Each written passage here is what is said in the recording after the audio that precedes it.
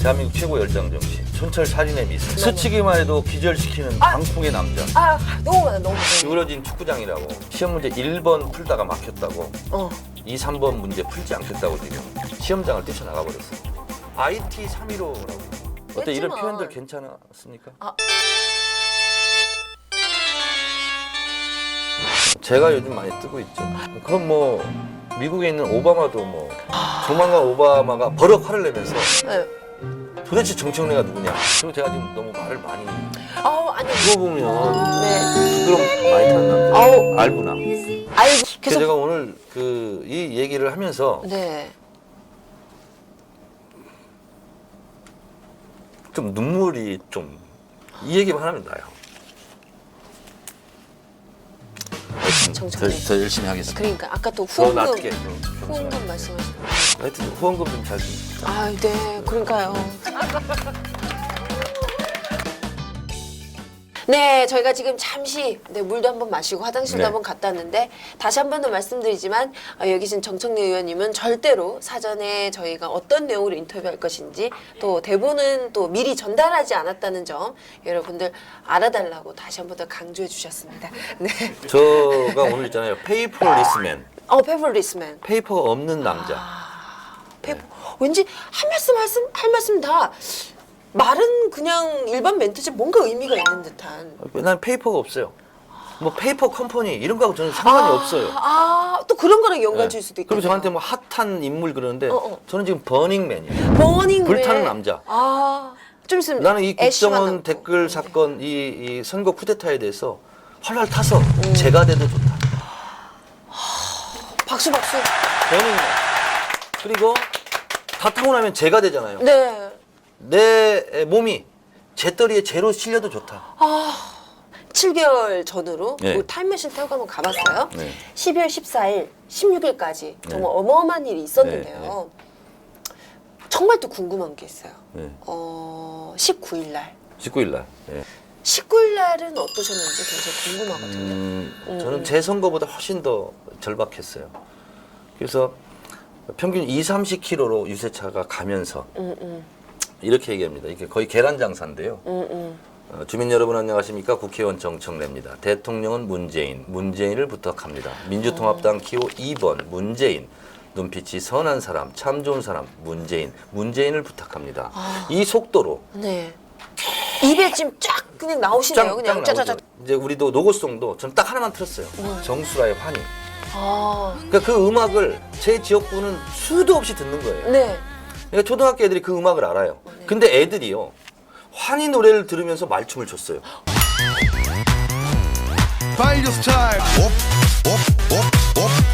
그러면서 문재인 화이팅! 그래서 초등학교, 중학교 애들 분위기를 보면 네. 결과를 어느 정도 예측이 합니다. 그 애들이 엄마한테 가서 얘기하거든요. 아빠한테 가서 얘기하고. 그리고 영하 14도인 날이 있었어요. 저도 막 너무 춥고 양말 2겹을 신었대요. 그리고 눈이 잔뜩 온 날이 있어요. 한방눈이. 네. 그날은 더 나갔어요. 일부러. 왜? 국회의원이 저렇게 눈비 맞으면서 문재인을 외치니 안정한 사람들은 정청래를 봐서라도 문재인을 찍어달라. 그런 희망과 목표였어요. 그래서 저는 동네 분위기가 너무 좋고 그래서 문재인이 이길 줄 알았어요. 그랬는데 19일 날 저희 이제 제 자랑 좀 해도 되죠?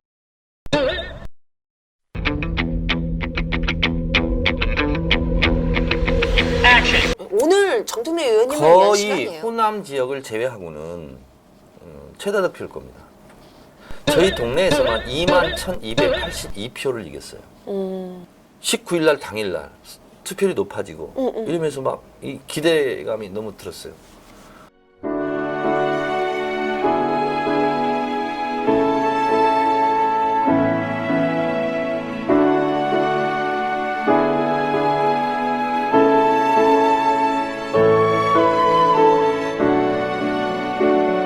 근데 어찌된 일인지 문재인이 치고 올라가지를 못해요. 그래 보통 다 멘붕에 빠졌다고 그랬잖아요. 네. 한 열흘간을 진짜 아무 생각 없이 이렇게 지냈는데 울다가 웃으면 좀 이상하긴 한데 다른 의원들은 그때 후원금 모으고 있었더라고요. 저는 그 생각을 못했어요. 그런 생각이 안 들어서 트위터 2번인가 날렸어요. 뭐 후원금 뭐 미안한데 뭐 근데 그러고 보니까 제가 재선 후원 중에서 후원금 뒤에서 꼴찌였어요.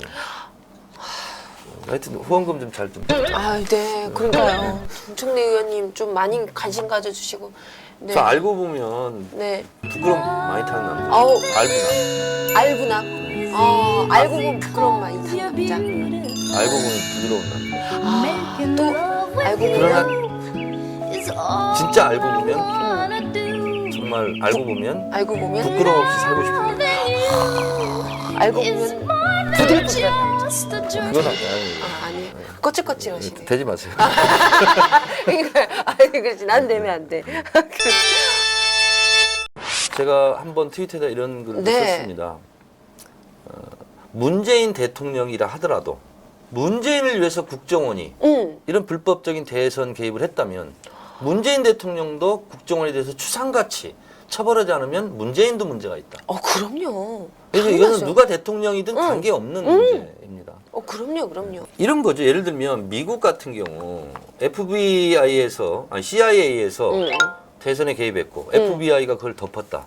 그것이 드러났다. 대통령 견딜 수 있겠습니까? 미국 대통령이라. 난리가 나겠죠. 미국은. 네. 참 이것이 대한민국의 현 주소입니다. 그런데 어쨌든 이런 어마어마한 헌정사상 가장 심각한 이런 대선 불법 부정선거가 이게 벌어졌는데 어쨌든 그래도 잘났든 못났든 국회 안에서 국정조사 특위를 가동하기로 했고 민주당은 거기에 또 야당으로 참여를 하는데 압박감도 클 뿐만 아니라 좀 솔직히 그러다 보니까 좀 우울해요. 그래서 혼자 멍하게 이렇게 생각도 하고 오늘도 새벽 2시 좀 넘어서 이렇게 잤는데 온통 이 생각밖에 없습니다. 지금. 그 정도시군요. 그러면 또 요즘 그 국민들이 민주당 좀 힘을 못 발휘하는 것 같다. 좀 이렇게 좀 제가 좀 좋게 표현할 건데 약간 그렇게 민주당에 대해서 좀 이렇게 비난하시는 분들이 많단 말이죠. 자 이제 저는 충분히 이해를 하고요. 네, 민주당이 네. 잘못하고 있다는 것도 저도 인정을 하고 그리고 우리 곽현아 씨보다 더 험한 말로 민주당을 공격하고 욕하는 것도 저는 알고 있습니다. 네네. 제가 하루에 인터넷을 들여다보는 시간이 꼬박 4시간이에요. 분위기를 제가 다 압니다. 네. 그러나 국회에서 벌어지는 온갖 디테일이 있습니다. 네. 그 국회의원들 농담이 있습니다. 뭐예요? 국회의원은 죄인이다. 어. 죄를 짓지 않아도 죄인이다. 늘 그런 부분이- 죄인이라는 생각으로. 예, 예. 오늘 또 더더욱 더 겸손하신 우리 또 정청래 의원님. 굉장히 많은 분들이 정청래 의원님 너무 유쾌하시고 재밌고 또 밀어붙일 때는 강력한 카리스마를 이렇게 또 밀어붙이는 모습. 네. 많은 분들이 또 이 정청래라는 이 사람은 도대체 어떤 사람인지 궁금해하시는 그걸 분들이 한마디로 많아가지고. 줄이면 네. 문무를 겸비한 정치인. 뭐가 훅 들어오네. 아유, 이건 또 뭐예요? 문무를 겸비한. 문물을 거의 뭐 이순신 장군 같은. 이순신 장군이 문무를 겸비했잖아요. 이순신 장군 같은. 아니, 저희 집사람만 그렇게 얘기해요. 네. 지금 질문을 드리도록 하겠습니다. 지난 5월에요. 네. 그 요즘 그 썰전에 굉장히 뜨고 있는 그 강용석 변호사가 정청래 의원에게 자신이 뜨고 있으니 불안해하고 있다라는 이 멘트를 한 적이 있어요. 이거 보셨어요? 기사도 떴는데. 저는요. 네. 지금까지 선거를 치르면서 네. 단 한 차례도 상대방 이름을 입에 올린 적이 없습니다. 네. 그리고 만약에 이름을 올려서 칭찬을 한다면 그건 가식이요. 그리고 비난을 한다면 그 또한 젠틀맨 정신을 어긋나. 그래서 한 번도 상대방 이름을 제가 올린 적이 없습니다. 없기 때문에 네. 이름을 잊은 지 오래입니다. 강용석이라는 이름 모르세요? 네, 몰라요. 몰라요? 몰라요. 네. 제가 요즘 많이 뜨고 있죠. 오히려 더 그 정청래 의원님이 뜨고 있다. 그건 뭐 미국에 있는 오바마도 뭐 인정하는 부분인가요? 인정할 수 있을 것 같아요. 인정할 수 있을 것 같다. 이 사태를 안다면. 왜냐하면 네. 오바마 대통령 페이스북 페이지 친구가 네.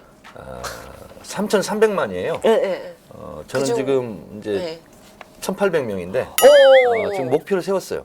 몇 명으로? 따라잡겠다고. 조만간 오바마가 버럭 화를 내면서 네. 도대체 정청래가 누구냐? 그래서 버락 오바마인가요? 네. 어. 그래서 제가 하여튼 따라잡을 생각이에요. 아. 그래서 저는 오바마밖에 관심이 없습니다. 아, 오직 정청래의 관심은 오직 오바마뿐. 네, 네. 아, 강명석이라는 인물은 모르고 있다. 몰라야죠. 네. 이거 중요한 이 기사 나올 것 같아. 지금 고발 뉴스에서만 나오고 있습니다. 자, 이 질문은 제가 좀 안 드리려고 했는데 아까 중국 얘기가 자연스럽게 네, 중국. 네. 중국. 이거 좀 조중동에 대한 정말 좀 강력하게 좀 비판을 많이 하시고 네, 이 네. 언론 개혁 해야 된다고 주장도 네, 좀 네. 강하게 하셨고요. 네. 그래가지고 좀 선거 때 좀 굉장히 조중동에서 이렇게 폭격 좀 많이 맞으셨잖아요. 그러니까 이제 그게요. 네. 국회의원의 정당한 의정 활동을 문제 삼아서 보복한 매우 안 좋은 사례인데요. 네네. 2008년도 이명박 정권이 들어서자마자 제일 먼저 하려고 했던 게 언론 장악이고 그리고 미디어 악법 날치기를 했죠. 국회 본회의장에서. 투표 결과를 말씀드리겠습니다. 재석 153인 중 찬성 150인, 반대 0, 기권 3인으로서 강승기위원회 168명이 발의한 방송법 일부 개정법률안에 대한 수정안을 가결됐음을 선포합니다. 근데 그 미디어 악법 날치기가 2004년도에 정청래가 만들었던 신문의 자유와 기능에 관한 법률안 제정법을 없애는 과정이었습니다. 근데 저는 2004년도에 소위 말하는 신문법 4대 개혁입법 중에 그 법이 처음으로 여야 합의가 통과됐고 제가 대표 발의한 거고 제가 6개월 동안 연구해서 낸 법인데 네. 그 법 때문에 제가 보복을 당해서 저는 떨어져 있었고 그리고 제가 떨어져 있는 상태로 중국에 가서 네. 그 제가 만든 법이 갈기갈기 찢어지는 과정을 지켜보아야 심정이 어떠셨어요? 문화일보 조자, 문화일보 뭐 그 조선일보 이런 보복으로. 그래서 중국으로 갔어요. 대신에 이제 그 광우병 쇠고기 그 현장에서는 그때 제가 아고라에 그걸 썼어요. 광우병 쇠고기 이 싸움은 이명박 대통령과의 싸움이 아니라 조선일보와의 싸움이다. 조선일보 사설로 사과해라 그러면 사과할 것이고 버텨라 그러면 버틸 것이다. 그래서 조선일보와의 싸움이다. 근데 조선일보는 이명박 대통령을 무서워하지 않다. 누굴 제일 무서워할까? 광고주다. 광고주는 뭘 제일 무서워할까? 소비자다. 여러분들은 소비자다. 강력한 무기를 갖고 있다. 광고 절독 운동을 해야 된다. 이런 명문을 제가 썼죠. 그래서 안티 조선들이 대중적으로 활동하는 겁니다. 그리고 막 스티커 붙이고 막 쓰레기 막 더미 버터갈 때 그 던지고 그럴 때 네. 전 직접 지시하면 또 이게 안 되잖아요. 그냥 구경만 했어요. 그 글이 그렇게 파장이 컸던 거고. 하지만 그 불씨는 우리 정청래 예. 의원님께서. 그래서 뒤에서 그 광경을 보면서 제가 눈물이 났습니다. 지금 보니까 언론 소비자 주권연대 결성했냐는 지금 작가님의 질문이 있네요. 언소주 분들이 그래갖고 저하고 동지들입니다. 네. 그리고 나서 6월 10일 대회가 끝나고 네네. 그때쯤 제가 발표한 또 글이 있어요. 뭐예요? MB 정권의 언론 장악 시나리오. 그리고 저는 예측을 했어요. KBS 시사 투나잇 없어집니다. 그런 글을 썼어요. 그리고 정현주 사장 해임됩니다. 이미 2달 전에. 그래서 지금은 KBS를 지키러 가야 됩니다. 그리고 6월 12일부터 KBS의 촛불이 밝혀지고 제가 개근 출근해요. 그리고 8월 12일 날 제가 동작경찰서로 잡혀요. 그때 언론노조 위원장 뭐 간부들의 20몇 명이 이제 네네. 거기서 촛불 시위하다가 잡혀가요. 근데 송영길 의원은 옆에 앉아 있는데 송영길 의원은 안 잡아가더라고. 나만 잡아가고. 왜 그랬을까요? 국회의원이 떨어졌으니까. 국회의원이 떨어졌으니까. 국회의원이 떨어졌으니까.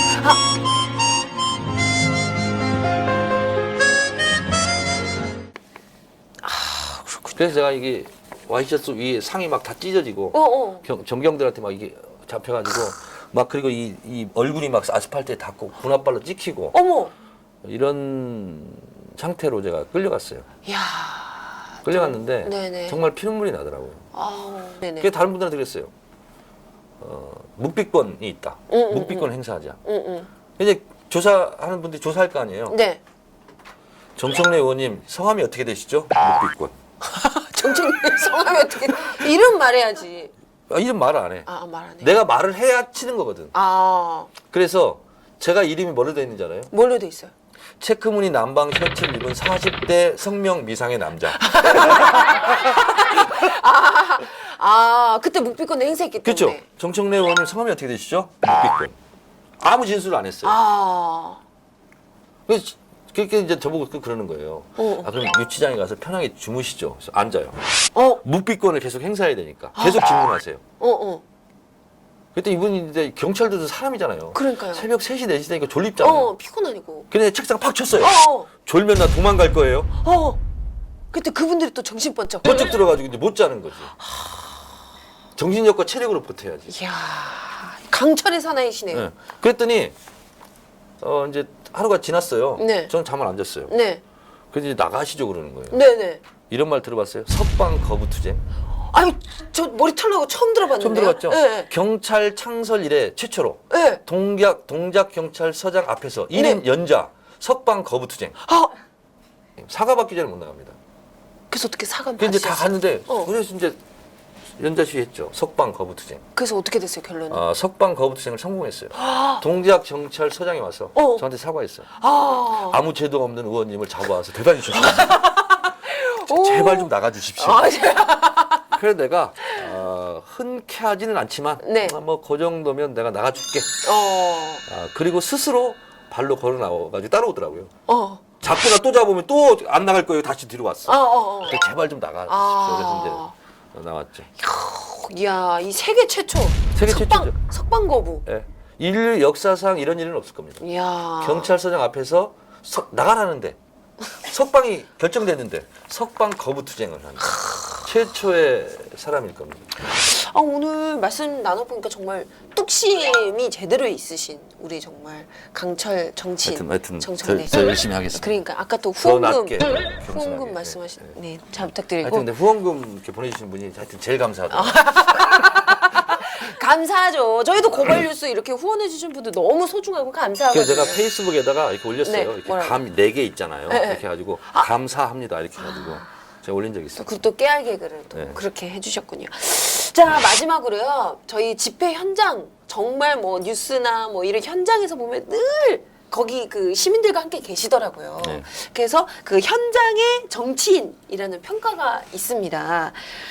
자, 궁금합니다. 자신의 정치 철학 어떤 정치 철학을 가지고 계신지. 저는 사실은 학생운동 할 때 조국통일 특별위원장을 했어요. 네네네. 그래서 우리가 경제민주화를 얘기하는 것도 좋고 복지국가를 얘기하는 것도 좋지만 분단의 모순을 극복하지 않고는 온전한 경제든 온전한 복지든 되게 어렵다.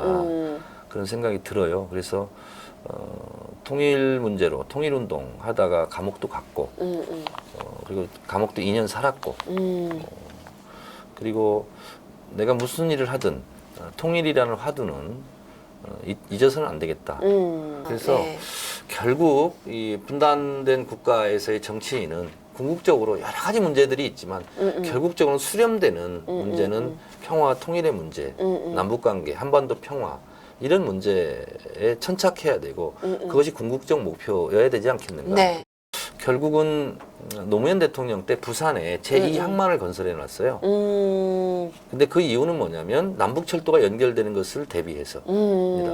1936년 송기정 선수가 비행기 타고 베를린에 가지 않고 서울역에서 기차표 끊고 베를린에 도착했거든요. 그러니까 서울역부터 베를린까지 다 연결되어 있습니다. 유라시아 철도로. 근데 우리가 그걸 못하고 있죠. 노무현 대통령 때 남북철도 시험 운행을 했습니다. 독일 베를린에서 열차를 타고 시베리아를 거쳐 북한을 통해 남한으로 들어오도록 하는 이른바 평화열차 프로젝트를 추진하겠다고 밝혔습니다. 자, 그런데 부산에서 출발한 기차가 서울을 거쳐서 평양을 거쳐서 신의주를 거쳐서 런던 파리까지 가는 것을 상상해 봅니다. 너무 좋은데요. 자, 우리 네. 중고등학교 아이들 수학여행 있잖아요. 2주간 가는데 40만 원이면 됩니다. 와우. 예. 네. 그리고 일본에 있는 상품들이 배를 타서 유럽, 런던 파리로 가는데 40일 걸립니다. 근데 부산에 와서 기차에 타고 물건이 타고 실어서 유럽, 런던 파리까지 가는데 14일 걸립니다. 26일간의 물류비가 절약이 됩니다. 일본도 좋고 우리도 좋고 그리고 북한의 통행세, 북한을 통과하는 세금 그게 한 10억 달러 됩니다. 10억 달러면 1조 정도 됩니다. 북한의 1년 전체 국방비가 5천억입니다. 근데 철도가 연결됨으로써 북한도 그 전체 국방비의 2배를 버는 겁니다. 그렇죠? 개성공단에서 벌어들인 수입이 전체 외화 수입의 5분의 1 정도 됩니다. 그러니까 북한으로서는 굉장히 큰 일입니다. 북한도 좋고 우리 남한 대한민국도 좋습니다. 근데 북한 구간은 시속 30km밖에 나지 않아요. 근데 이것이 80km, 100km까지 나는데 건설하는 비용은 4조 원밖에 안 듭니다. 근데 이것은 정치적인 문제가 해결돼야 됩니다.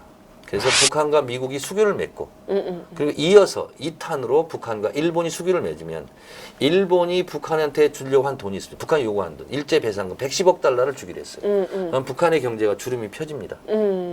그래서 우리는 드디어 섬나라가 아니라 대륙 국가가 되는 거죠.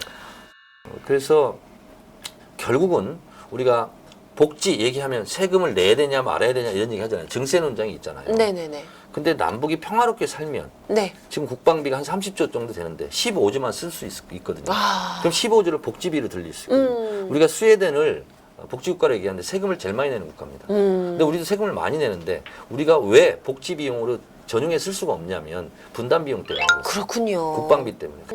그래서 남북 평화의 문제는 정치 군사의 문제를 넘어서 이제 바로 경제적인 문제예요. 우리가 먹고 사는 문제, 생존의 문제, 경제의 문제로 남북 평화의 문제를 해결해야 된다. 아, 네, 너무 멋있으세요. 네, 그리고 저희 끝 마무리 멘트로 좀 간략하게 말씀하실 줄 알았는데 이렇게 큰 우리나라의 미래까지 이렇게 다 또 제시를 해주셔가지고 또 이 평화로 인한 또 이 경제 효과까지 오 진짜 무슨 하나의 특강을 들은 듯한 뭐 그런 기분이 들어요. 정말 끝내겠습니다. 이제 또 그 시청으로 가신다는 얘기를 들었어요. 지금 빨리 가셔야 되는 거 늦었네요, 아니에요? 지금. 자, 우리 마지막으로 고발뉴스 시청자분들 네 이렇게 인사를 드려야 되니까 네. 여기서 네 여러분 고발뉴스 시청자 여러분 안녕 이렇게 발랄하게 인사드리고 저희 발랄하기 전에. 네, 발랄- 왜냐면 오늘 무거운 얘기를 했기 때문에 네. 일관성이 있어요. 이 좀 사람이 매력이 이렇게 알겠습니다. 너무 일관되는 제가 매력이 없어요. 하겠습니다. 알아서 해주세요. 자, 그럼 고발뉴스 시청자 여러분 안녕. 고발뉴스 화이팅. I will. 네.